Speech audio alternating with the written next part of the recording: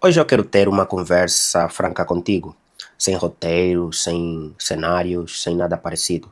Simplesmente eu e você aí do outro lado. Esses dias eu recebi a visita de uma amiga que eu já não via há algum tempo.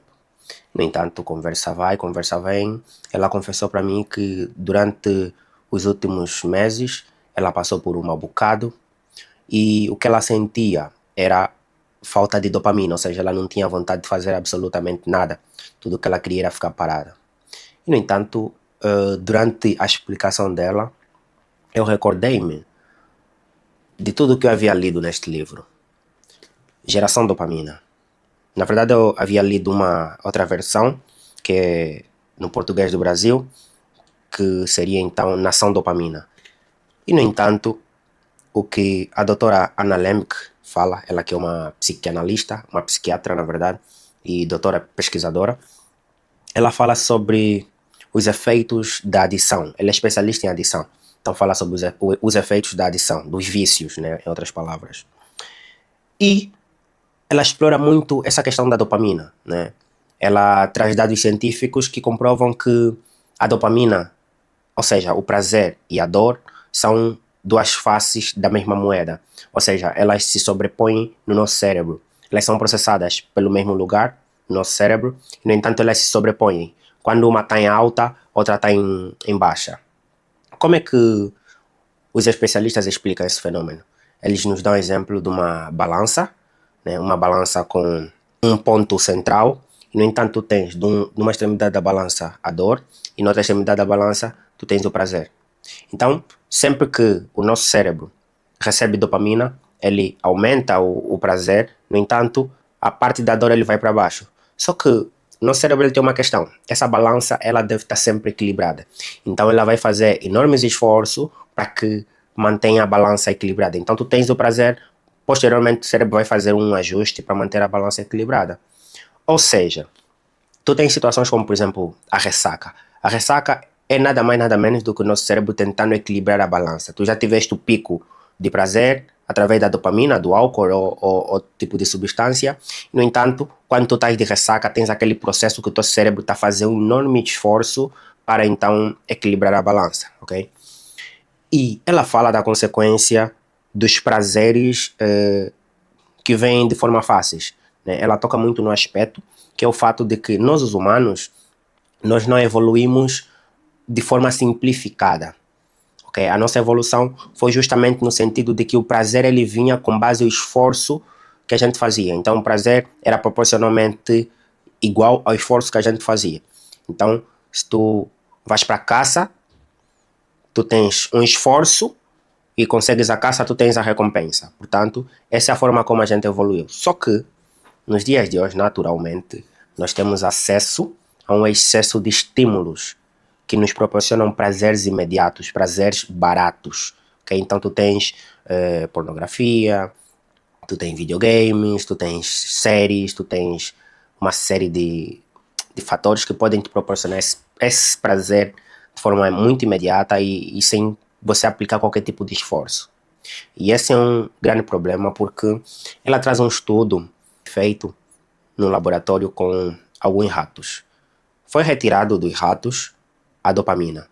Os ratos que estavam sem dopamina no cérebro preferiam morrer de fome do que andar uns tantos metros para coletar o queijo. Então, se tu colocasses o queijo bem pertinho da boca do rato, ele comia. Mas se colocares o queijo a 50 centímetros ou a 1 metro do rato, ele preferia morrer de fome do que ter a predisposição de ir atrás desse queijo. Então, isso fala muito sobre a questão da dopamina. No cérebro humano, age exatamente da mesma forma. Quando tu não tens acesso à dopamina, tu perdes totalmente a vontade de fazer as coisas. No entanto, como é que um indivíduo chega até esse estágio? É simples. Como eu já expliquei, a questão da balança, o nosso cérebro faz um esforço enorme para compensar, ok? Então, quando tu tens um excesso de dopamina, principalmente dopamina barata, sem esforço, tu vais fazer com que o cérebro envolva muito mais esforço para equilibrar a balança. Então, se tu teres esse comportamento de forma regular, a cada vez mais o teu cérebro vai ter necessariamente de fazer muito mais esforço. E do outro lado, a questão da dopamina. Quanto mais vezes repetires esses estímulos baratos, tu acabas por reduzir a quantidade de dopamina que o teu cérebro libera.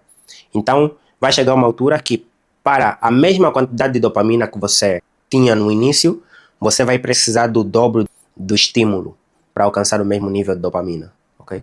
Então, chega uma altura que o teu cérebro simplesmente para de produzir dopamina. Por quê? Porque o tipo de estímulo que você tem acesso já não faz necessariamente sentido para o teu cérebro emitir o nível de dopamina que você precisa. Então, o teu cérebro para de emitir dopamina com base ao nível de estímulo. Então, isso acontece muito com dependentes químicos. Eles começam com um tipo de substância e depois vão evoluindo gradativamente. Alcoólatras começam com um tipo de bebida e depois vão evoluindo. Daqui a pouco já estão em cachaça. Tu tens indivíduos que veem pornografia, começam com um tipo de pornografia, depois vão evoluindo, vão à isofolia e outras questões. Então, tu tens uma série de preocupações que ela aborda aqui nesse livro que eu queria partilhar com vocês, que eu achei muito interessante. Se vocês gostaram desse vídeo e querem ouvir mais, né, sobre o que ela tem a dizer em relação à dopamina, porque a melhor forma da gente se cuidar é conhecer, né, como o nosso cérebro age. Então, se eu sei como o cérebro age, eu facilmente vou conseguir lidar com essa situação. Atenção, isso não inibe, até porque a própria doutora Anna Lembke, mesmo já sendo especialista, antes dela escrever esse livro, ela ficou adicta a séries, né, a novelas fictícias, né, como por exemplo Crepúsculo. Ela fala muito sobre isso no livro. Ela diz que ficou tão viciada em Crepúsculo aos 40 anos que chegou a uma altura que ela precisava esconder das pessoas por conta do nível de linguagem e até mesmo o roteiro das próprias novelas, né, porque eram novelas com um teor muito explícito. Então ela tinha que esconder do marido, tinha que esconder dos filhos, dos amigos, que ela lia aquele tipo de conteúdo. E, no entanto, ela ficou obcecada por mais e mais e queria mais. Chegou uma altura que, de fato, ela não queria mais ler o livro, ela só queria o conteúdo que chegasse àquela parte que realmente lhe criasse algum tipo de entusiasmo, né? Que era aquela parte mais picante. Para quem já leu 360, ou viu o filme 50 Sombras de Grey, sabe muito bem do que se trata, mais ou menos, essas novelas românticas. Então ela ficou adicta a isso. E olha que ela é especialista da matéria, mas ainda assim não ficou imune, né? Então, apesar disso, ela facilmente conseguiu parar com tudo. Por quê? Porque ela realmente tinha o conhecimento necessário. Então, ter o conhecimento ajuda você a lidar com esse tipo de situação, ok? Se quiser mais vídeos como esse, deixa o like, coloca aí nos comentários o que vocês gostariam que eu falasse.